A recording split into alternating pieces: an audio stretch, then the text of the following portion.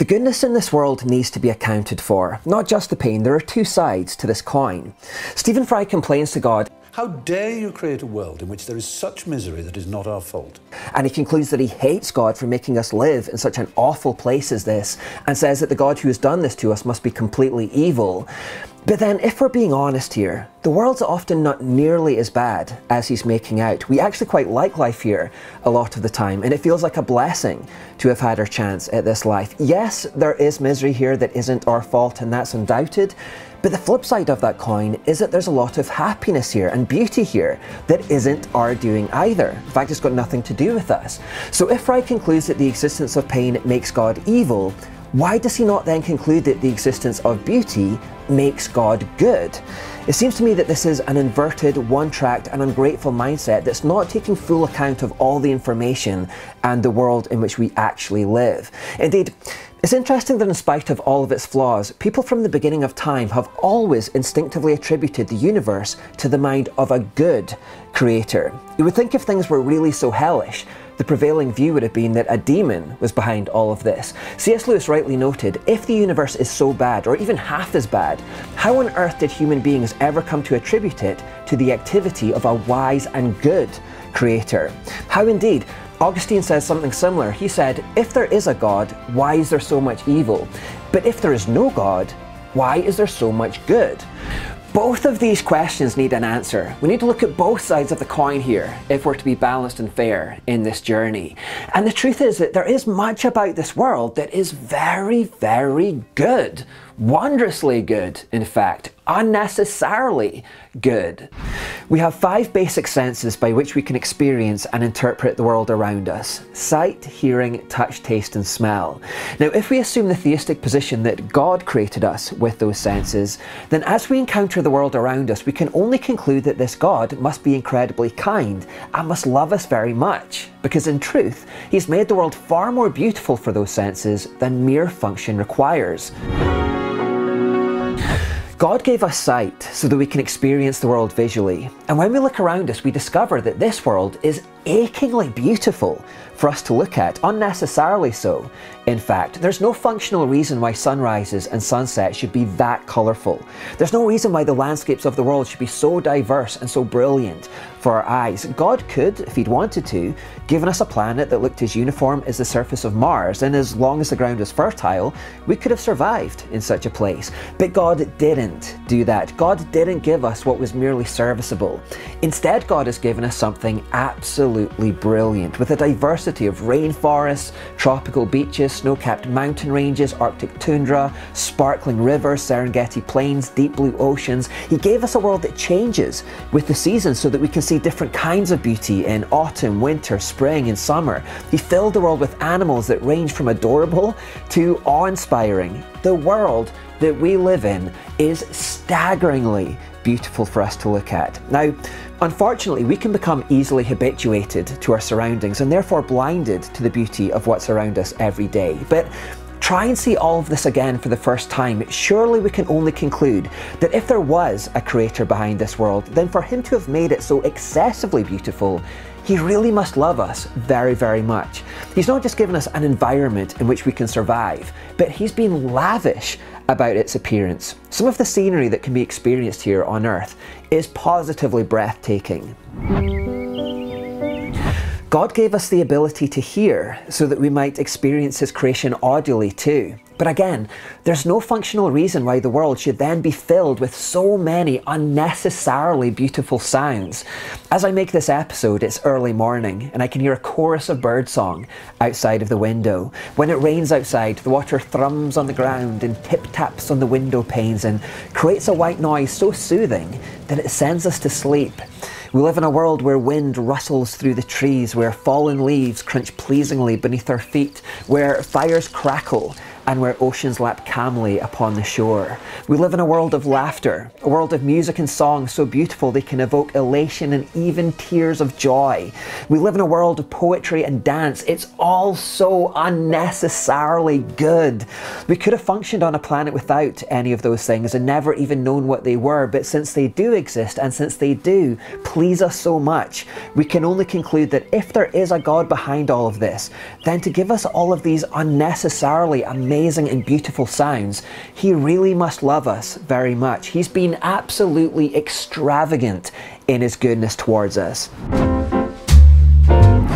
God gave us the ability to taste, but again, there's no functional reason why our tongue should be able to pick up the variety of flavours that it can, or indeed why the food we eat should be anything other than strictly utilitarian.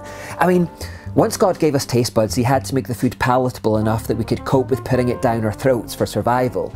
But beyond that, everything else about food is pure excess.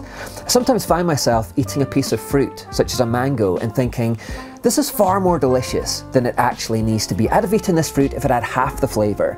And yet I am conscious that what I am tasting has come direct from the imagination of a good God.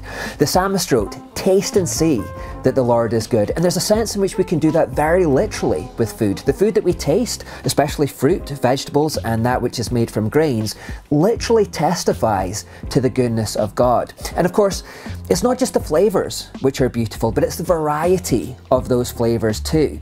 God could, if he had wanted to, have made everything taste like oats.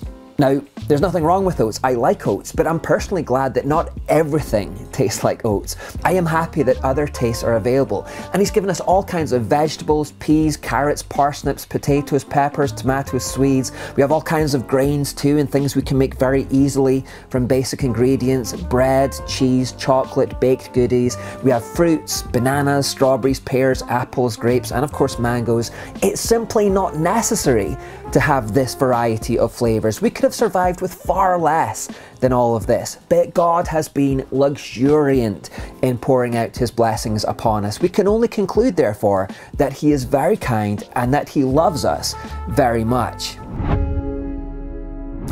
God gave us a sense of smell, but again, there's no functional reason why the world should then be filled with such beautiful fragrances for our nose. My mind instantly recalls a time I was walking down a pathway in Migdal on the way to the Sea of Galilee in Israel around 2012. There were these pinkish white flowers lining the sides of the path. I don't know what they were. I want to say jasmine, but really I've got no idea. But what I do know is that their fragrance literally filled the air that day. It was absolutely heavenly. Now, flowers needn't smell that good. Yes, the aroma has a function to attract pollinating insects and such like, but the aroma needn't have been such a beautiful one.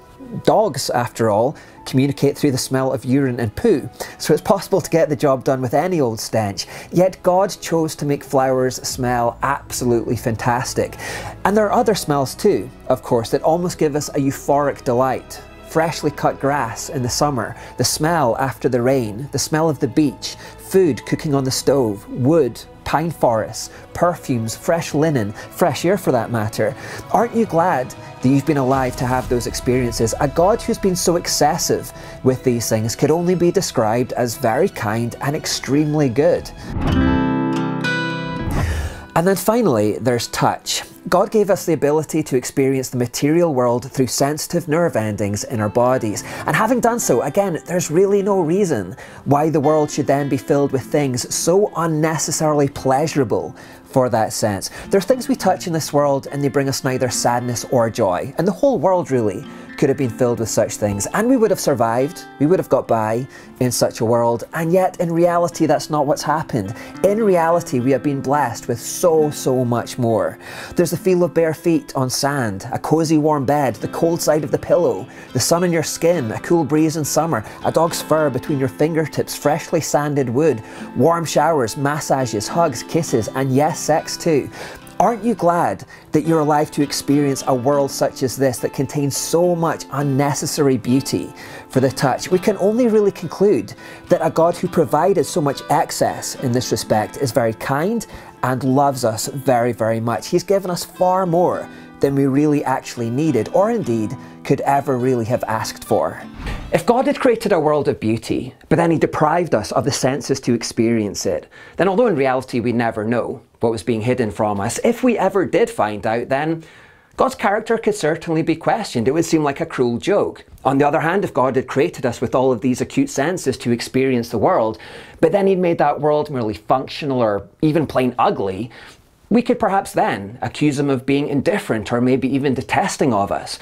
However, since God has given us all of these acute senses to experience the world around us and then proceeded to lavish those senses with beauty and goodness far above anything that was strictly required by utility, we can only conclude that such a God is good, he's kind, and that he loves us immensely. We undoubtedly could have survived in a world that was far less wondrous than this, and which didn't contain the variety of colours, sounds, tastes, scents, and experiences that this world does. Yet God has been extravagant in his goodness here. Now, the question I'd like to ask atheists is, how do you explain the world being far more beautiful than strict utility requires it to be? Is your worldview able to make sense of not just the pain, but the beauty too, the evil and the extravagant good? Because both elements need an explanation here. You can't just focus on the pain and say that God is awful without looking at the good and saying God must be amazing. It's not a balanced argument otherwise. If you're quick to raise your fist in anger at God for all of the problems here, shouldn't you be just as quick to raise your hands in praise to God for all of the extravagant good and beauty that's here? Why be so quick to complain about the stuff you don't like and yet be so slow to give thanks for the stuff you do like? As I said before, most people throughout history have always assumed that there was a loving mind behind this universe because on the balance of things, there's just so much evidence here to suggest it. Isn't it churlish and ungrateful and vain and immature and arrogant to complain about what's wrong and yet not give thanks for all that's wonderful and amazing and good and for all that's right, especially when there's just so much of all of that stuff?